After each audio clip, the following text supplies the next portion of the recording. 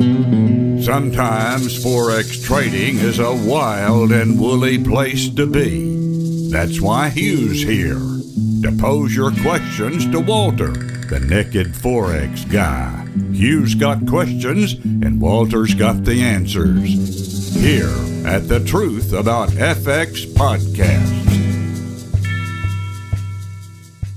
Hey Walter, does it matter when my charts close? Should my backtesting use the same closing time?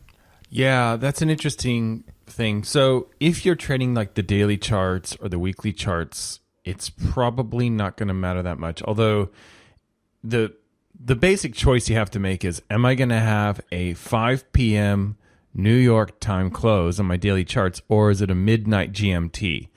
What that usually means is that if you use the midnight GMT close, obviously your daily candles will look a little bit different and your weeklies as well, but what will end up happening is you get a little tiny candle on your charts that's like a 2-hour Sunday candle if you trade with midnight GMT. And if you trade with New York 5 p.m. close, you don't get that candle, which is really the only reason why I prefer the 5 p.m. close. So it depends on what you're after. Now, if you're trading, let's say that you're trading like 4-hour candles, okay? And so, yeah, now you have to wonder, you're like, well, what should I do here? I don't know if my data fits what my charting package shows. Now, I believe that in essence, what you'll end up seeing is, maybe you see a few more trades on one than the other, but then you'll see a few more on the other time frame as well. So it's not that big of a deal, but I do think it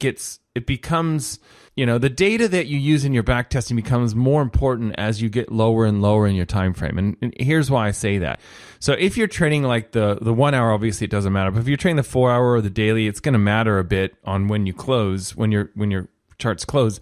But if you're trading like 5-minute candles or 15-minute candles, anything under an hour, you probably want to get some really good data in there. And that means you might have to pay for it. It may not be free for you. So you want to make sure that those candles are really solid, because if they're not, you can really mess yourself up in your backtesting, because remember, you're paying higher commissions when you do that too. When you start trading the lower time frames, you're going to pay more in commissions. That's just part of the deal. The reason why, of course, is if you pay, for example, if you pay a pip on every transaction and you're only going for 10 pips, you're basically paying 10% commissions. And if you pay a pip on your commissions and you're going for 500 pips, that's like a much less, right? So you're talking about here, less than 1%. So these are the sorts of things you have to keep in mind. But I don't really think it matters when your charts close, to answer the first question. And as far as your backtesting,